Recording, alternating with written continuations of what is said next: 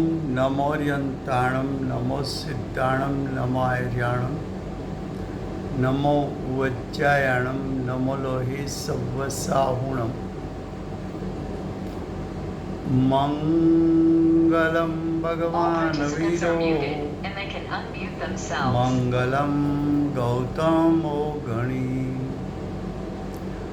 मंगलम कुंदकुंदार्यो जैनधर्मोस्तु मंगलम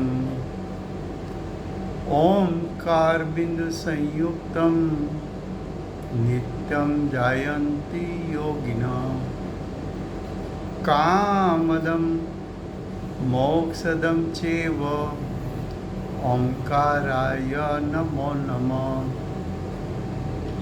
अहोपकार जिनवरनो कुंदनो ध्वनि दिव्यनो जीन कुंद ध्वनि आप्या अहो आ गुरु कहाननो तुझ ज्ञान ध्याननो रंग अमया दर्श रहो ओ शिव पद तक तुझ संग माता हाथ ग्रह।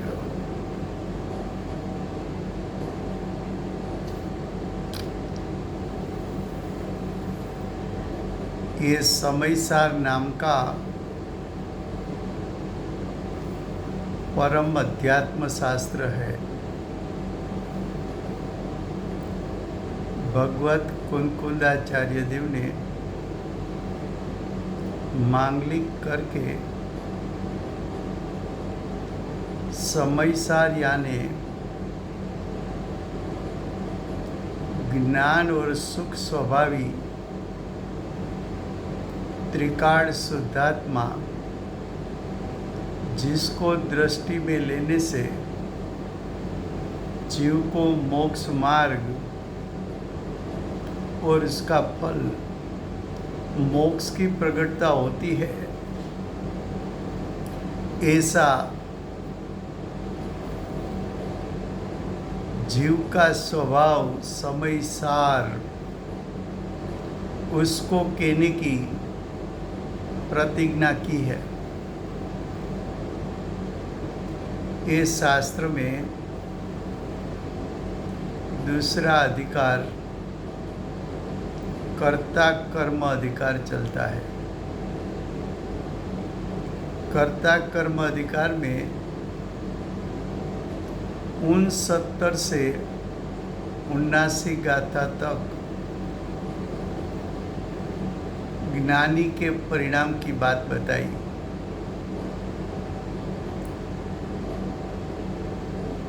अब 80 गाथा से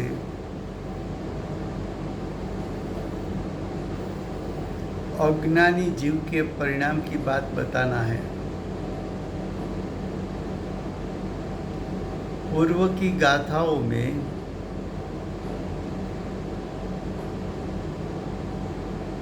अज्ञानी स्वयं के अज्ञान रूप परिणाम का करता है।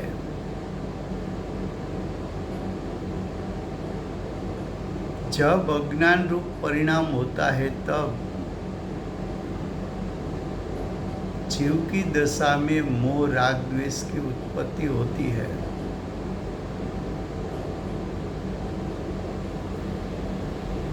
तो अज्ञानी मोह राग द्वेष का कर्ता बनता है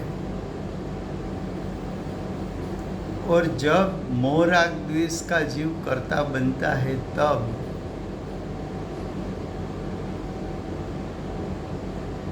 जीव को कर्मण वर्गणा के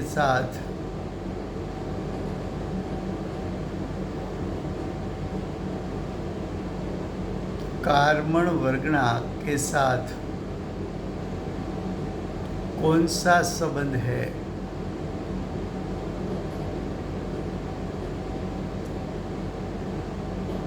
जीव को कर्मण वर्गणा यानी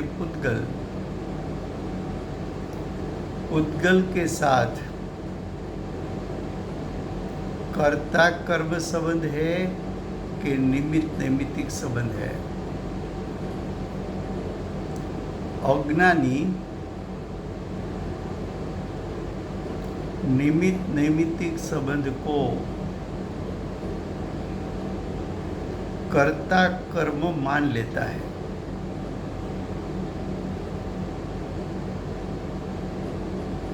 तो आचार्य भगवान 80, 81, 82 गाथा में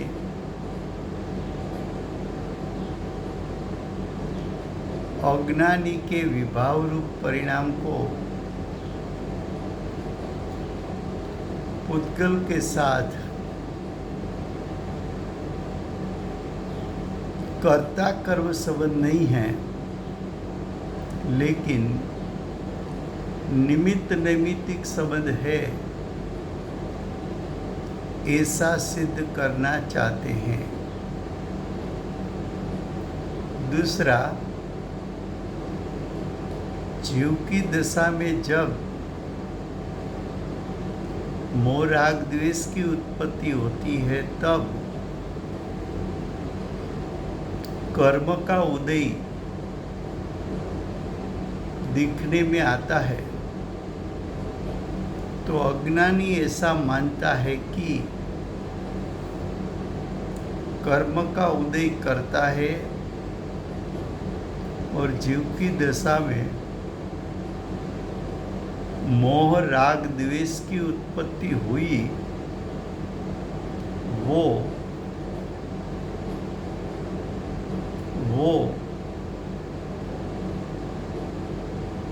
कर्म के उदय के कारण हुई, यानी कर्म का उदय कर्ता और जीव के मोह राग द्वेष उसका कर्म, ऐसा अज्ञानी मानता है। वहाँ आचार्य भगवंत ये सिद्ध करना चाहते हैं कि कर्म का उदय निमित्त है, कर्म का उदय जीव के परिणाम का कर्ता नहीं है। तो कर्म का उदय और मोह राग द्वेष के बीच में निमित्त नैमित्तिक संबंध है, ऐसा यहाँ सिद्ध करना है। फिर से गुजराती में, आ समयसार नामનું પરમ અધ્યાત્મ શાસ્ત્ર છે। આચાર્ય ભગવંત બીજો અધિકાર કર્તા કર્મ અધિકારની રચના કરી છે।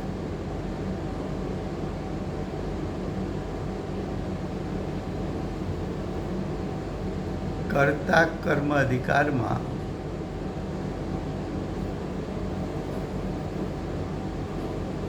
आगली गाथाओं में ज्ञानीना परिणाम थी वर्णन करवामां आव्युं हतुं।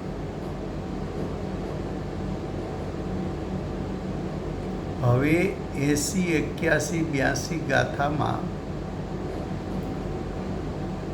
आचार्य भगवान अज्ञानीना परिणाम थी बात करशे।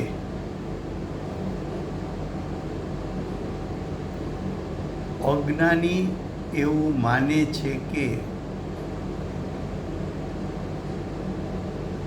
जीव में जे मोह राग द्वेष उत्पन्न थाय छे एनु कर्ता कर्मनो उदय छे।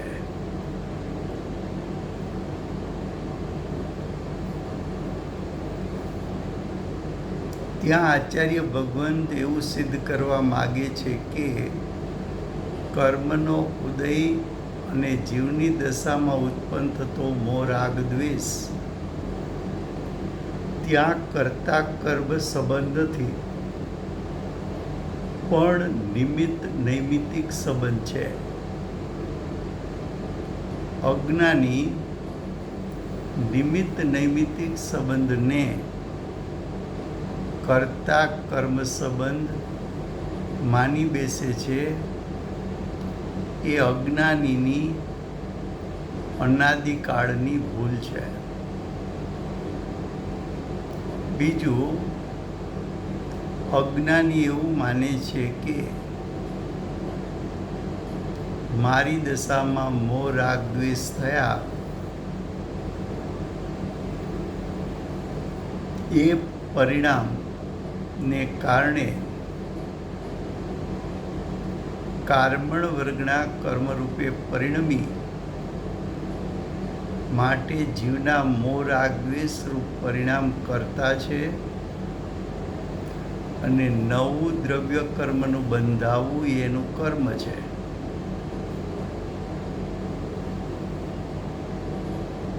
અજ્ઞાની જીવના પરિણામ અને કર્મણ વર્ગના પરિણામ વચ્ચે કર્તા કર્મ સંબંધ માને છે. ત્યાં આચાર્ય ભગવંત એવું સિદ્ધ કરવા માગે છે કે જીવના મોહ રાગ દ્વેષને અને કર્મણ વર્ગના કર્મરૂપે પરિણમનને બંને વચ્ચે માત્ર નિમિત્ત નૈમિત્તિક સંબંધ છે, કર્તા કર્મ સંબંધ નથી.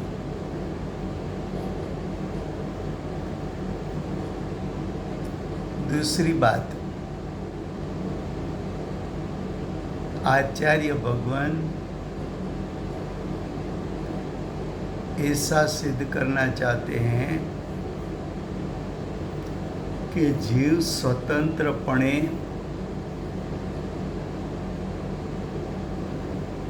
मोह राग द्वेष रूप परिणमित होता है. कर्म के उदय के कारण जीव मोह राग द्वेष रूप उसका परिणमन होता नहीं है और कर्म का उदय रूप परिणमन वो पुद्गल का स्वतंत्र परिणाम है.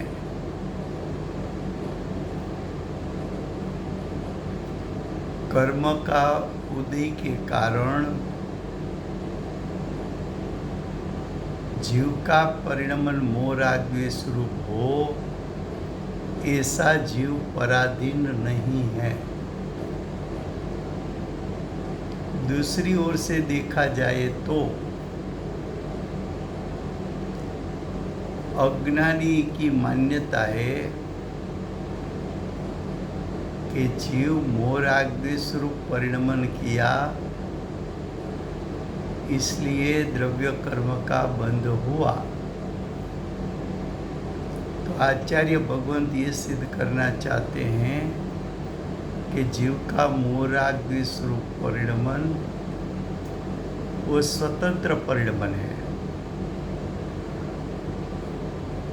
कर्मण वर्गना का कर्मरूप परिणमन होना वो पुद्गल का भी स्वतंत्र परिणमन है.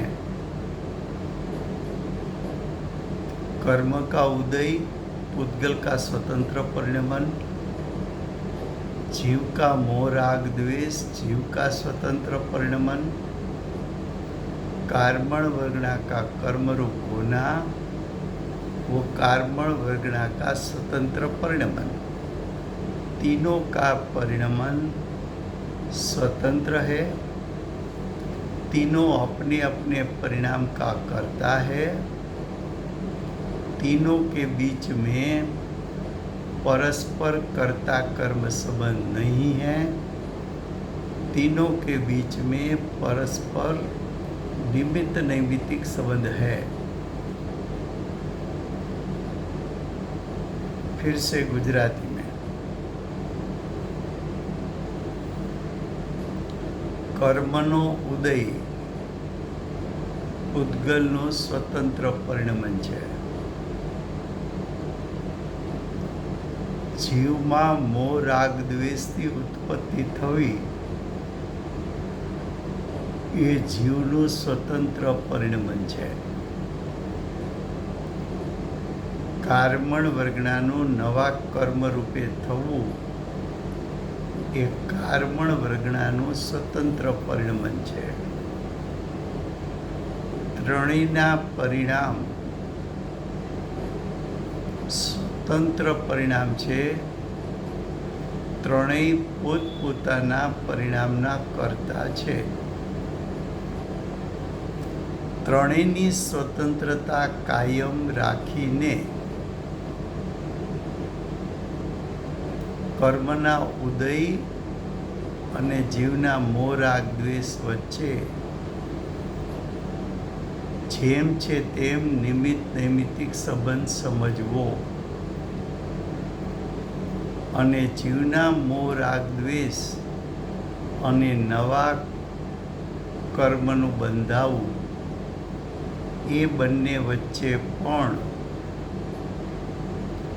માત્ર નિમિત્ત નૈમિત્તિક સંબંધ છે. એ નિમિત્ત નૈમિત્તિક સંબંધના કાળે બંનેનું પરિણમન સ્વતંત્ર છે એમ આચાર્ય ભગવંત 80, 81, 82 ગાથામાં સિદ્ધ કરવા માગે છે. આપણે ટીકાની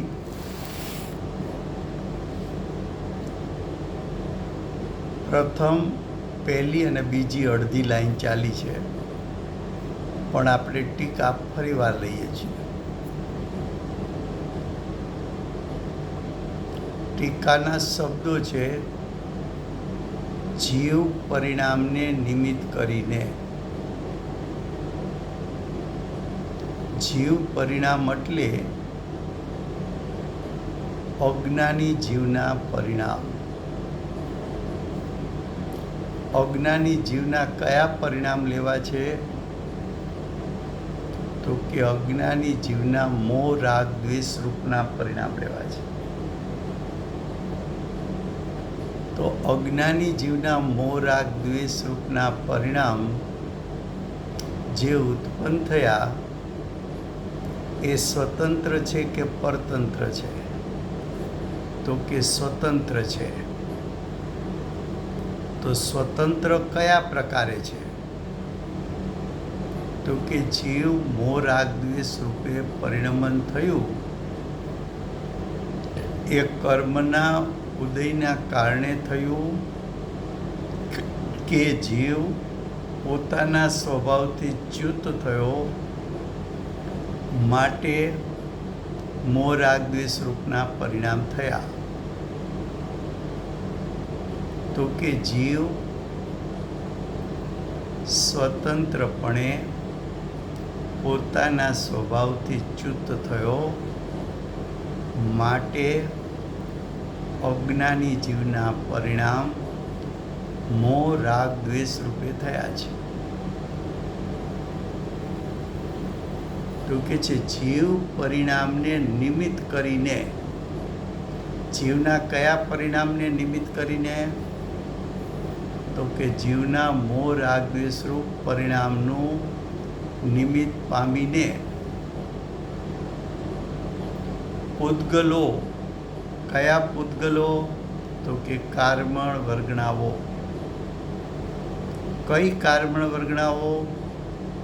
તો કે જીવના પ્રદેશે રહેલી કર્મણ વર્ગણાઓ. તો પૂતગલો એટલે કર્મણ વર્ગણાઓ કર્મપણે પરિણમે છે.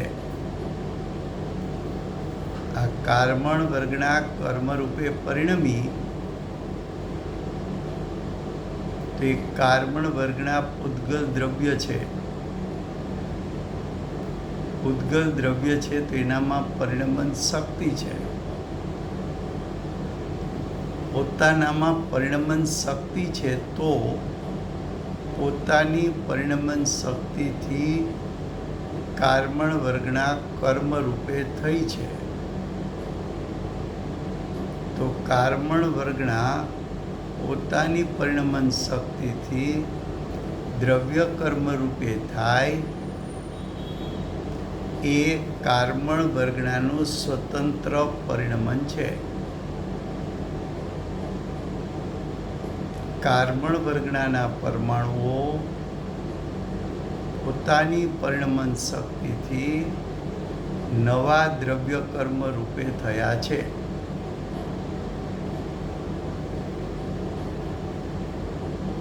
તો પેલા કાર્મણ વર્ગણાની સ્વતંત્રતા બતાવી, જીવના પરિણામની પણ સ્વતંત્રતા બતાવી. જીવના પરિણામની સ્વતંત્રતા કઈ રીતે બતાવી? તો કે જીવ પોતાના સ્વભાવથી ચ્યુત થયો માટે મોહ રાગ દ્વેષ રૂપે પરિણમ્યો છે. કર્મના ઉદયને કારણે નહીં. એ જીવ પરિણામ સ્વતંત્ર. હવે પૂતગલોના પરિણામ સ્વતંત્ર. તો કે પૂતગલો એટલે કાર્મણ વર્ગણા. કાર્મણ વર્ગના પૂતગલ દ્રવ્ય છે. તો પરિણમવું એ તો દ્રવ્યનો સ્વભાવ છે. તો કાર્મણ વર્ગના એટલે પૂતગલ દ્રવ્યનો પરિણમવું એ સ્વતંત્ર સ્વભાવ છે. કેમ? તો કે પૂતગલમાં પોતાની પરિણમન શક્તિ છે. તો પૂતગલો પોતાની પરિણમન શક્તિથી પરિણમે કે પરની પરિણમન શક્તિથી પરિણમે? તો કે દરેક દ્રવ્ય પોતાની પરિણમન શક્તિથી પરિણમે. તો પૂતગલો એટલે કાર્મણ વર્ગના પોતાની પરિણમન શક્તિથી કાર્મણ વર્ગણાના પરમાણુઓ નવા દ્રવ્ય કર્મ રૂપે પરિણમ્યા છે. તો એક જીવના સ્વતંત્ર પરિણામ, પૂતગલના સ્વતંત્ર પરિણામ. પેલા સ્વતંત્રતાની વાત કરીએ છીએ, પછી નિમિત્ત નૈમિત્તિક સંબંધની વાત બતાવશું. फिर से हिंदी में टीका गाथा 80, 81, 82 की टीका. प्रथम शब्द लिखा है जीव परिणाम को. तो यहाँ जीव लिया है अज्ञानी जीव. अज्ञानी जीव के परिणाम मिथ्यात्व सहित राग द्वेष. अज्ञानी का परिणाम मोह यानी मिथ्यात्व. मिथ्यात्व के साथ कसाय तो दर्शन मोह, चारित्र मोह.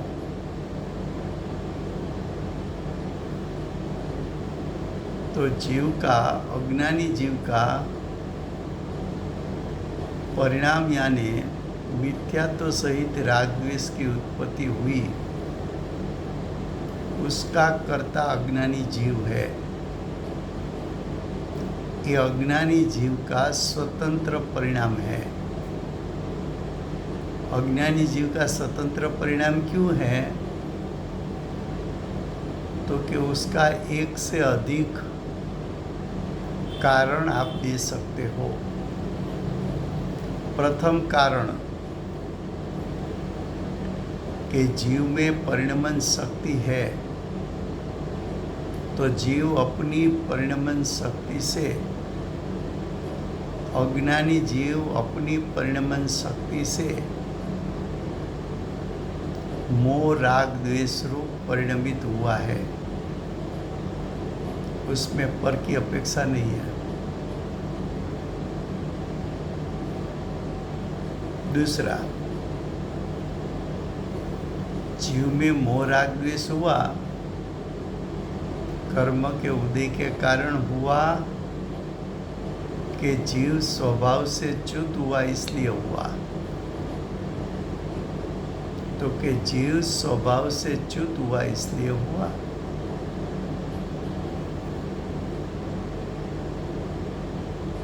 तो अज्ञानी जीव का मोह राग द्वेष रूप परिणमन स्वतंत्र है। अब पुद्गल कर्म का परिणाम, यहाँ पुद्गल का अर्थ है कार्मण वर्गणा। कार्मण वर्गणा पुद्गल द्रव्य है। प्रत्येक द्रव्य परिणमन स्वभावी है, इसलिए कार्मण वर्गणा परिणमन स्वभावी है। कार्मण वर्गणा के परमाणु नया कर्मरूप परिणमित होता है, वो कार्मण वर्गणा के परिणमन शक्ति के कारण होता है।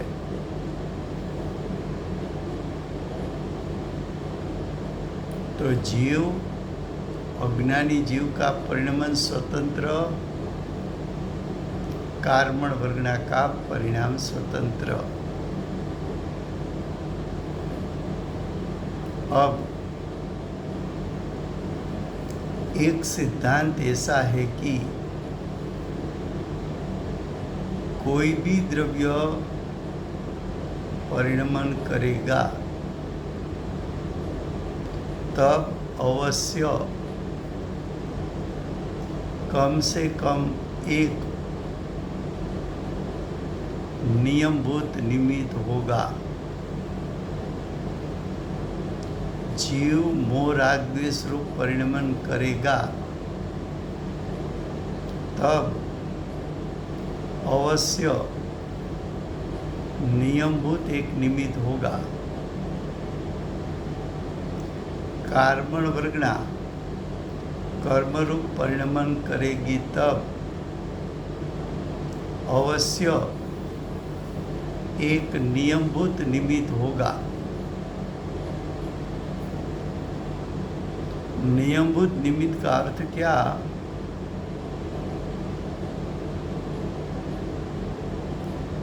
तो कि जब परिणमन होगा तब कौन सा निमित्त होगा वो भी निश्चित होता है। तो जो निश्चित निमित्त है उसको नियमभूत निमित्त कहना है।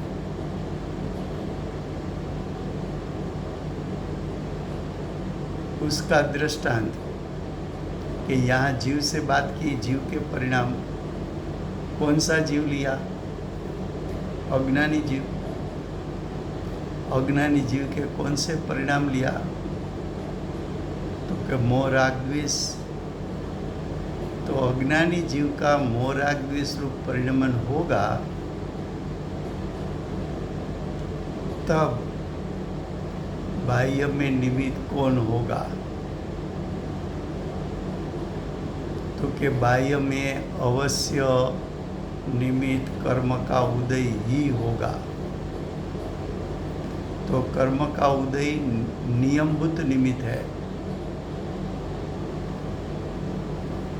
जब जब जीव में मोह राग द्वेष की उत्पत्ति दिखने में आएगी तब तब वहाँ कर्म का उदय की उपस्थिति दिखने में आएगी।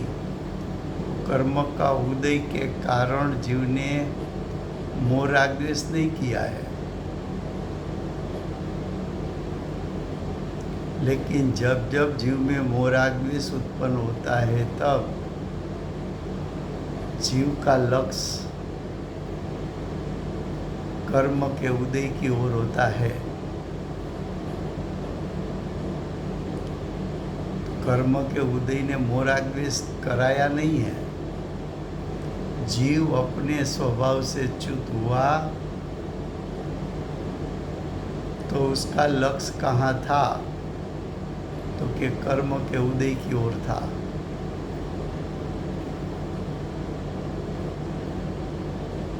तो देखो, जीव के परिणाम मोह राग द्वेष रूप हुआ, तब बाह्य में अवश्य निमित्त कौन है, नियमित निमित्त कौन है, तो कि नियमभूत निमित्त कर्म का उदय है। अब कार्मण वर्गणा।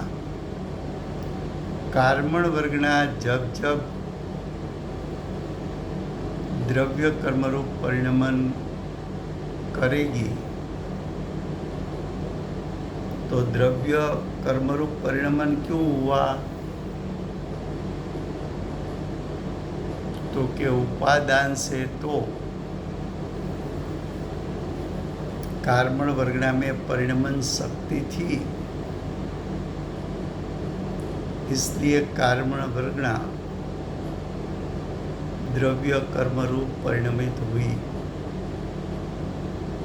लेकिन जब जब कार्मण वर्गणा द्रव्य कर्म रूप परिणमन करेगी, तब तब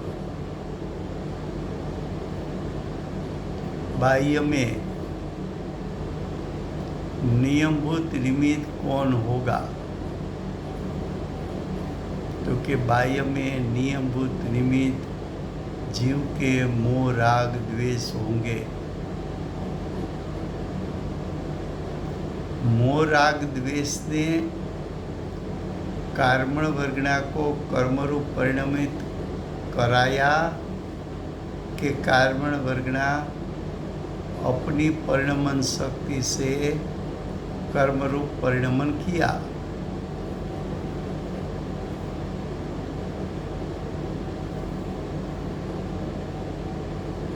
तो कि कार्मण वर्गणा ने जब अपनी परिणमन शक्ति से कर्मरूप परिणमन किया,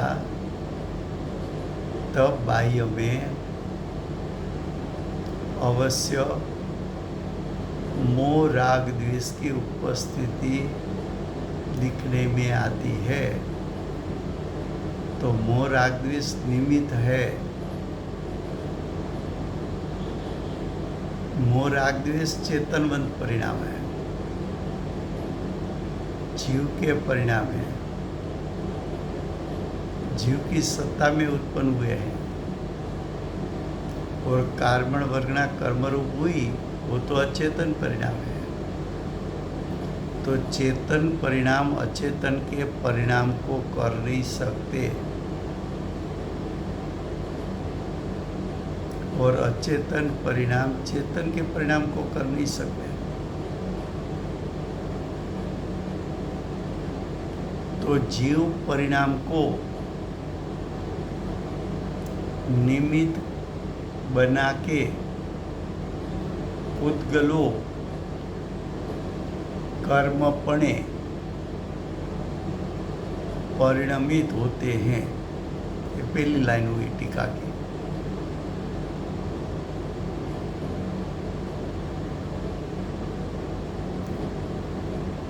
अब आगे, और पहले जीव के परिणाम को निमित्त बताया,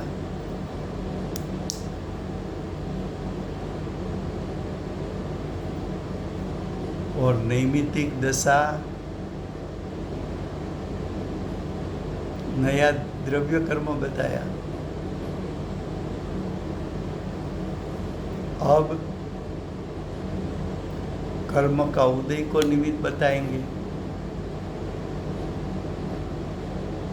और जीव के मोह राग द्वेष को नैमित्तिक बताएंगे। अब देखो आगे, और उद्गल कर्म को निमित्त बना के, उद्गल कर्म का अर्थ है कर्म का उदय।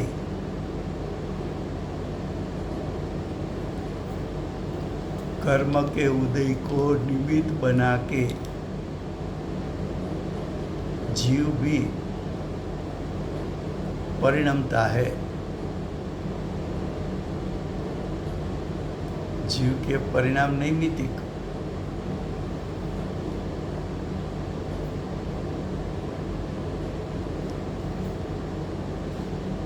कर्म का उदय निमित्त, जीव का मोह राग द्वेष नैमित्तिक। अब ध्यान से सुनना। उद्गल कर्म का निमित्त बना के, यानी कर्म के उदय को निमित्त बना के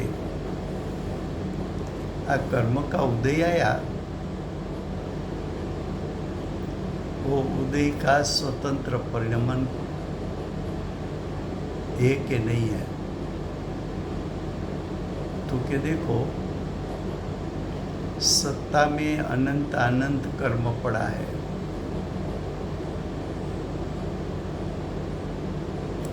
वर्तमान में कौन सा कर्म उदय में आया? तो के दर्शन मौनीय चारित्र मौनी वर्तमान में उदय में आया। वर्तमान में उदय में क्यों आया? तो कि वो कर्म का स्थिति अनुभाग पूर्ण हुआ, उसकी स्थिति पूरी हुई तो फल देने के लिए उदय में आए। तो सत्ता में पड़े हुए कर्म की स्थिति पूर्ण होना, वो परिणमन तो उद्गल का था।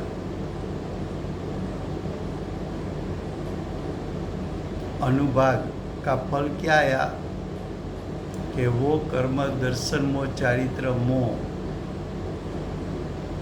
એટલે દર્શન મૌન્ય ચારિત્ર મૌન્ય रूप परिणमन हुआ। वो दर्शन मौन्य चारित्र मौन्य रूप परिणमन हुआ, वो परिणमन उद्गल की परिणमन शक्ति से हुआ।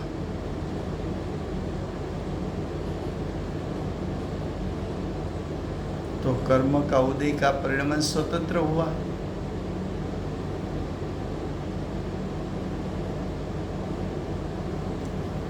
उसी समय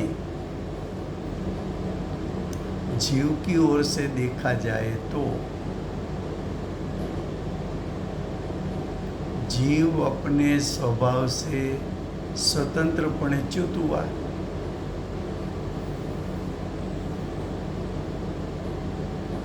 च्युत होना वो भी परिणाम है। तो जीव स्वभाव से च्युत हुआ, वो जीव अपनी परिणमन शक्ति से च्युत हुआ है। च्युत होकर क्या हुआ? कि जीव के परिणाम में मोह राग द्वेष की उत्पत्ति हुई।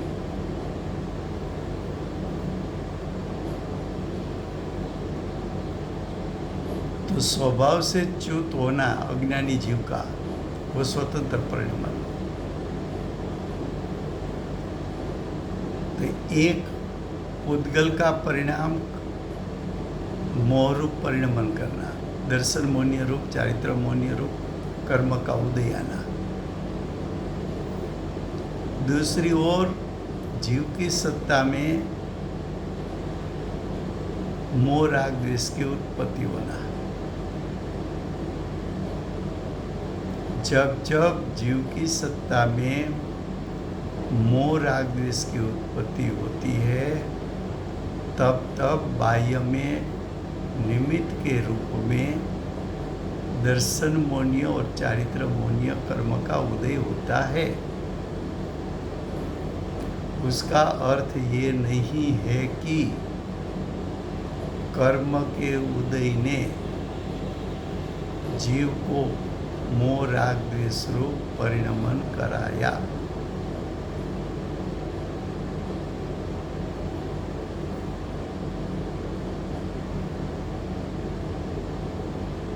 फिर से गुजराती में, અને પહેલા વાત કરી હતી જીવના પરિણામ નિમિત્ત છે અને કારણ વર્ગના કર્મ રૂપે પરિણમે એ નૈમિત્તિક દશા છે. હવે વાત કરે છે કર્મનો ઉદય નિમિત્ત છે અને જીવની સત્તામાં મોહ રાગ દ્વેષ થાય છે, તે નૈમિત્તિક દશા છે.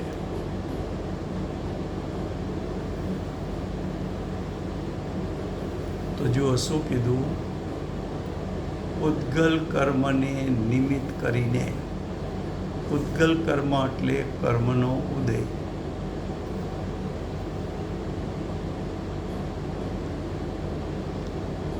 હવે કર્મનો ઉદય થયો છે પોતાની કર્મની પરિણમન શક્તિથી થયો છે. સત્તામાં અનંત કર્મ પડ્યા હતા, એમાં જે કર્મની સ્થિતિ પૂરી થઈ એ ઉદયમાં આવ્યા. સ્થિતિ પૂરી થઈને ઉદયમાં આવવું એ પરિણમન તો પૂતગલનું છે. હવે આવેલું કર્મ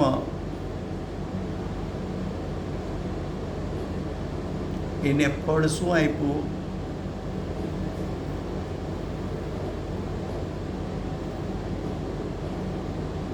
તો કે એ કર્મનો જેટલો અનુભાગ હતો, તીવ્રતા મનતા હતી, એ પ્રમાણે પરિણમ્યું. એ જ સમયે સામે જીવમાં શું થયું? તો કે એ કાળે જીવ પોતાની પરિણમન શક્તિથી સ્વભાવથી ચ્યુત થઈને ઉદયમાં જોડાઈ ગયો. તો જીવનું સ્વભાવથી ચ્યુત થવું એ પણ જીવનું સ્વતંત્ર પરિણમન છે.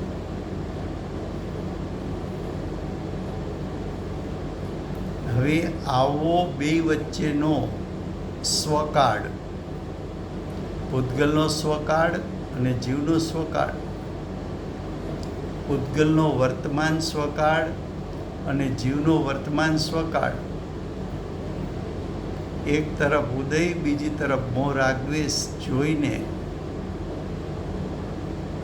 અજ્ઞાની એમ માનવા લાગ્યો કે આ કર્મના ઉદયે મને મોહ રાગ દ્વેષ કરાવ્યા છે.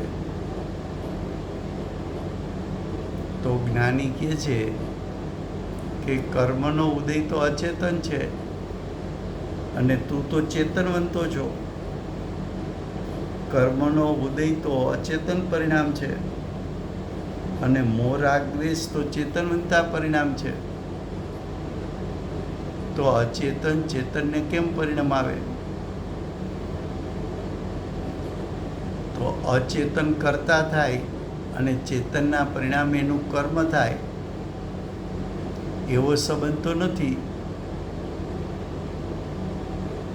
પણ કર્મના ઉદયનો સ્વકાળ હોય અને જીવના પરિણામનો સ્વકાળ મોહ રાગ દ્વેષ રૂપે પરિણમવાનો હોય, તો એ બંને વચ્ચે જે સંબંધ છે એ નિમિત્ત નૈમિત્તિક સંબંધ છે, કર્તા કર્મ સંબંધ નથી.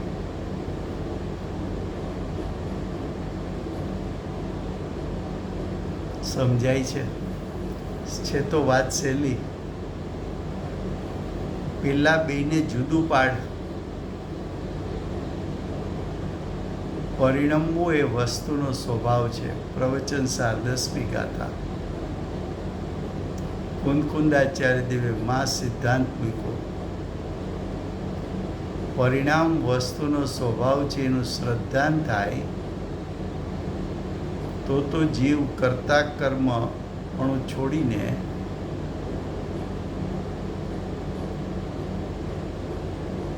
સમ્યક દર્શન જ્ઞાન ચારિત્રને પ્રગટ કરી લે. અહીંયા આચાર્ય ભગવાન એ જ સમજાવવા માગે છે કે બે દ્રવ્યો વચ્ચેના પરિણામ વચ્ચે કરતા કર્મ સંબંધ નથી. નિમિત્ત નૈમિત્તિક સંબંધ છે. એવું યથાર્થ શ્રદ્ધાન અને જ્ઞાન કરવું તો તને સમ્યક દર્શન સમ્યક જ્ઞાન પ્રગટ થાય.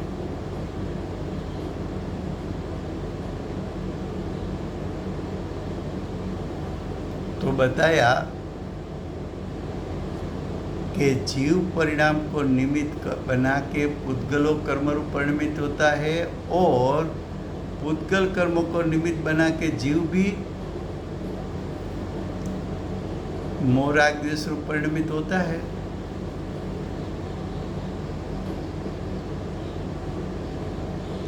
अब आगे ऐसा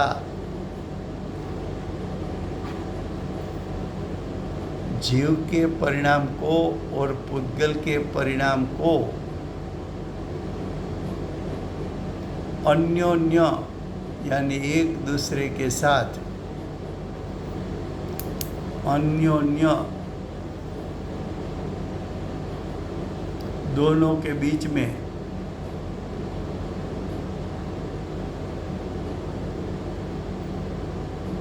हेतुपणा का अर्थ निमित्त कारणपणा.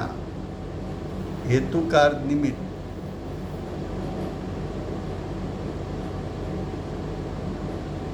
हेतु यानी कारण.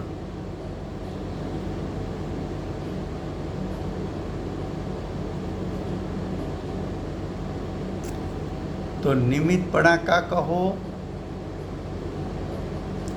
निमित्तपणु कहो के कारणपणु कहो. कारण यानी निमित्त कारण. फिर से हेतुपणा का अर्थ क्या किया?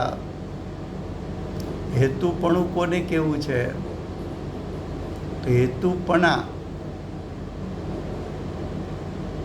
हेतु का अर्थ कारण. तो कारणपणा, तो यहाँ कौन सा कारण लेना है? उपादान कारण के निमित्त कारण? तो के निमित्त कारण. तो निमित्त कारणपणा का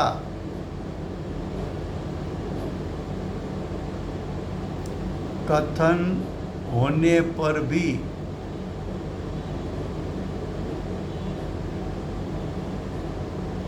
जीव और पुद्गल के परस्पर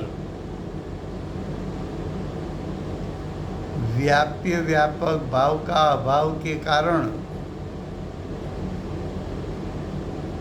क्या कहा?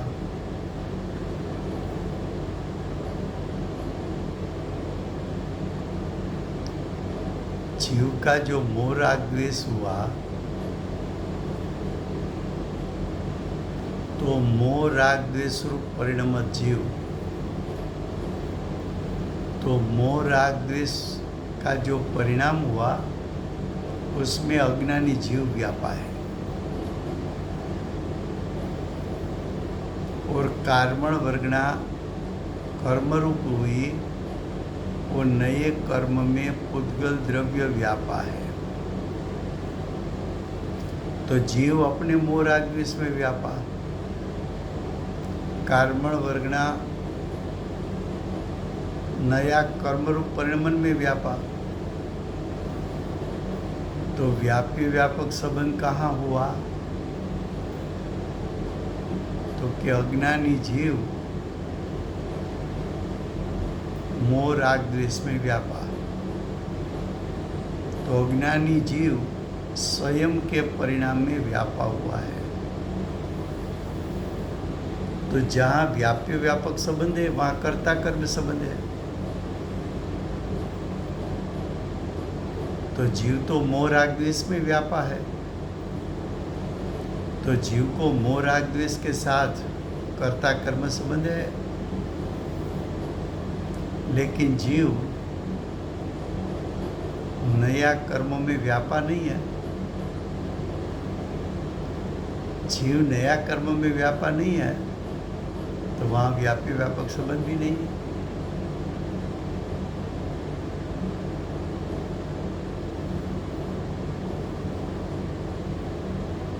ख्याल में आता है? फिर से गुजराती में જ્યાં વ્યાપ્ય વ્યાપક સંબંધ છે ત્યાં જ કર્તા કર્મ સંબંધ છે.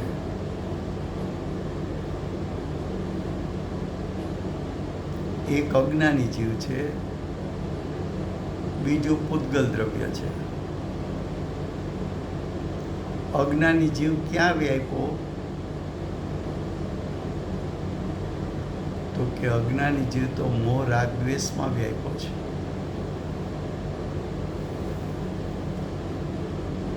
તો અજ્ઞાની જીવ મોહ રાગ દ્વેષમાં વ્યાપ્યો તો અજ્ઞાની જીવ કરતા અને મોહ રાગ દ્વેષ રૂપેનું કર્મ. પૂતગલ દ્રવ્ય ક્યાં વ્યાપ્યું? તો કે નવા કર્મમાં. કાર્મણ વર્ગના પરમાણુ ક્યાં વ્યાપ્યા? નવું કર્મ બંધાણું એમાં. તો નવા કર્મને કોની સાથે સંબંધ છે? વ્યાપી વ્યાપક સંબંધ કોની સાથે છે? પૂતગલ દ્રવ્ય સાથે. તો પૂતગલ દ્રવ્ય અને નવા કર્મનું બનવું એ બે વચ્ચે કર્તા કર્મ. જીવ અજ્ઞાની અને મોહ રાગ દ્વેષરૂપ પરિણામ ત્યાં કર્તા કર્મ. પણ જીવ અને નવા કર્મ વચ્ચે કર્તા કર્મ સંબંધ નથી.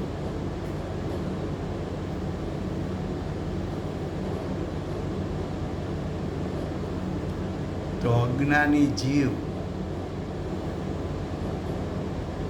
નવા કર્મમાં વ્યાપતો નથી એમ સિદ્ધ થતું હોવાથી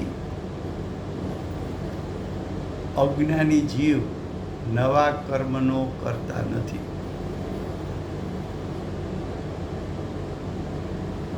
હવે ઉલટું, કર્મના ઉદયમાં કોણ વ્યાપ્યું છે? તો કે પૂતગલ દ્રવ્ય. તો કર્મનો ઉદય અને પૂતગલ દ્રવ્ય વચ્ચે કર્તા કર્મ સંબંધ છે. મોહ રાગ દ્વેષમાં કોણ વ્યાપ્યું છે? તો કે અજ્ઞાની જીવ. તો મોહ રાગ દ્વેષ અને અજ્ઞાની જીવ વચ્ચે કર્તા કર્મ સંબંધ છે. પણ પૂતગલ દ્રવ્ય મોહ રાગ દ્વેષમાં વ્યાપ્યું નથી, માટે કર્મનો ઉદય અને મોહ રાગ દ્વેષ વચ્ચે કર્તા કર્મ સંબંધ નથી.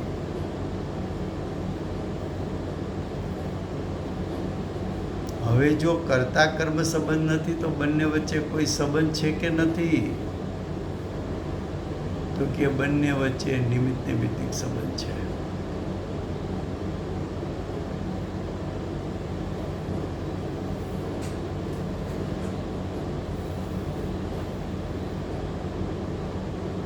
देखो मैं फिर से पढ़ता हूँ.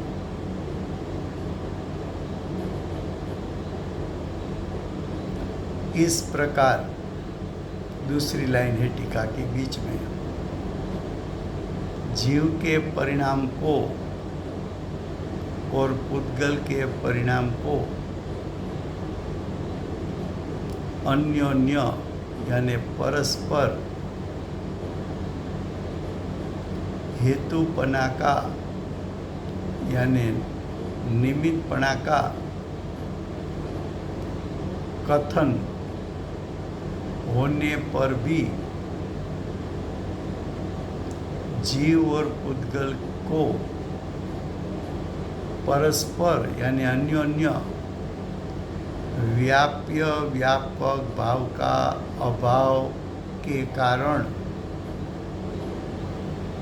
जीव को पूतगल परिणाम के साथ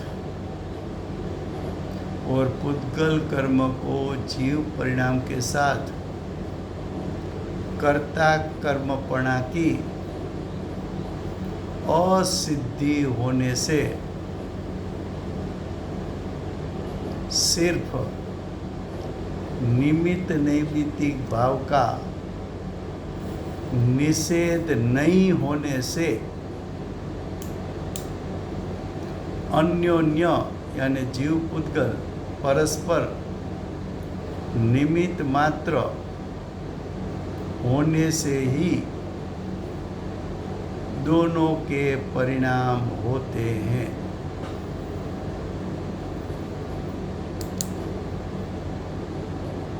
શું સિદ્ધ કર્યું? क्या सिद्ध किया?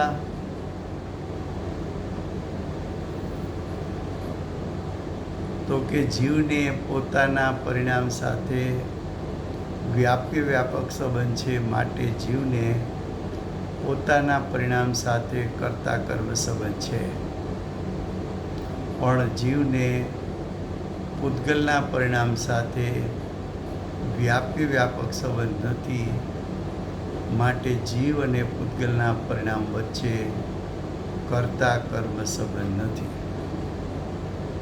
પણ કર્તા કર્મ સંબંધ નથી તો કયો સંબંધ છે? તો કે જ્યારે જ્યારે કાર્બણ વર્ગના કર્મરૂપે પરિણમે છે ત્યારે ત્યારે જીવના મોહ રાગ દ્વેષનું નિમિત્તપણું જોવા મળે છે, માટે જીવના મોહ રાગ દ્વેષને નવા બંધાતા કર્મ સાથે માત્ર નિમિત્ત નૈમિત્તિક સંબંધ છે, પણ વ્યાપ્ય વ્યાપકપણાનો અભાવ હોવાથી કર્તા કર્મ સંબંધ નથી, એમ અહીંયા સિદ્ધ કરવામાં આવે છે।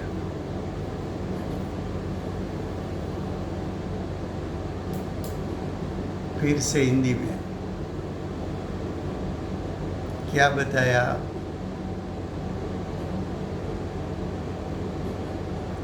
कि जीव को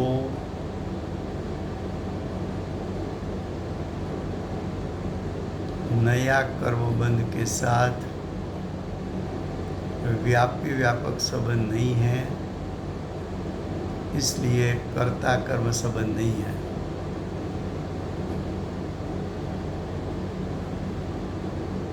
दूसरा,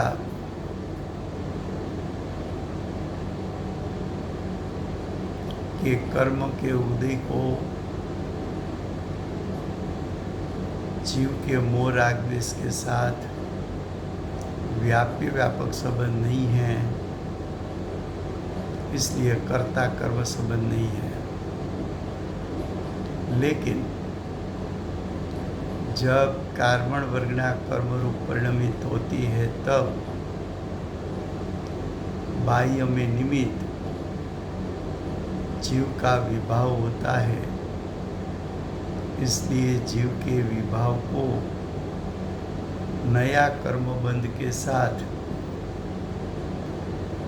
व्यापी व्यापक संबंध नहीं है, लेकिन व्यापी व्यापक संबंध नहीं है इसलिए कर्ता कर्म नहीं है, लेकिन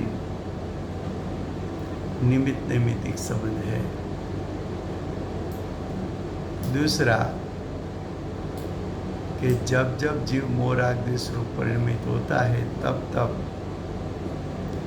कर्म का उदय की उपस्थिति होती है, लेकिन कर्म का उदय जीव के मोह राग द्वेष के साथ व्याप्य व्यापक संबंध नहीं है, इसलिए कर्म का उदय और जीव के मोह राग द्वेष के बीच में व्याप्य व्यापक संबंध का अभाव होने के कारण कर्ता कर्म संबंध नहीं है, लेकिन जीव मोह राग द्वेष रूप परिणमित होता है तब बाह्य में कर्म का उदय दिखने में आता है, उसके साथ वो निमित्त नैमित्तिक संबंध है। तो यहाँ जीव और पूतगल के बीच में अन्योन्य कर्ता कर्म संबंध सिद्ध नहीं होता, लेकिन निमित्त नैमित्तिक संबंध सिद्ध होता है। तो हम यहाँ तक रखते हैं, कल आगे चलेगा।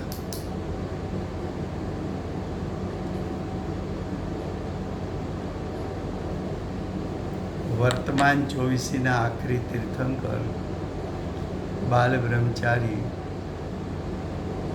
महावीर भगवान नो जय हो। મહાવિધિ ક્ષેત્રે બિરાજતા પ્રથમ તીર્થંકર, ધર્મ ધુરંધર, અનંત ચતુષ્ટયના ધારક, દિવ્ય ધ્વનિના દાતાર, શાસન ઉપકારી શ્રી સિમંદર ભગવાનનો જય હો. ઘડીકાળ સર્વજ્ઞ કેવળ જ્ઞાની તળેટીમાં બેઠેલા મા સમર્થાચાર્ય ભગવત શ્રી કુંકુંદાચાર્ય દેવનો જય. વર્તમાન કાળે કર્તા કર્મનું સ્વરૂપ સમજાવનાર, તીર્થના નાયક, તીર્થના સ્થાપક, તીર્થના પ્રવર્તક, પરમ કૃપાળુ શ્રી સદગુરુદેવનો જય.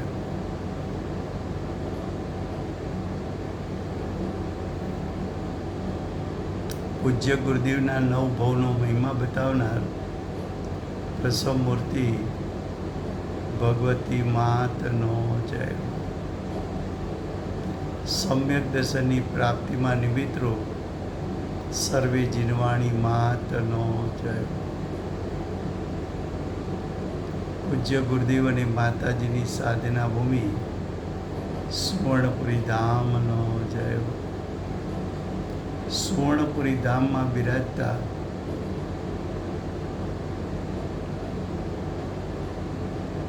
સર્વે જીનેન્દ્ર સર્વે દેવ શાસ્ત્ર ગુરુ ભગવંતનો જય હો. વર્તમાન ગુરુ અને ભવિષ્યના તીર્થંકર શ્રી સૂર્યકીર્તિ ભગવાનનો જય. શ્રી સૂર્યકીર્તિ ભગવાનના સમોસરણના મુખ્ય ગણધર દેવેન્દ્ર કીર્તિનાથ ભગવાનનો જય હો. પરમ દિગંબર જૈન ધર્મનો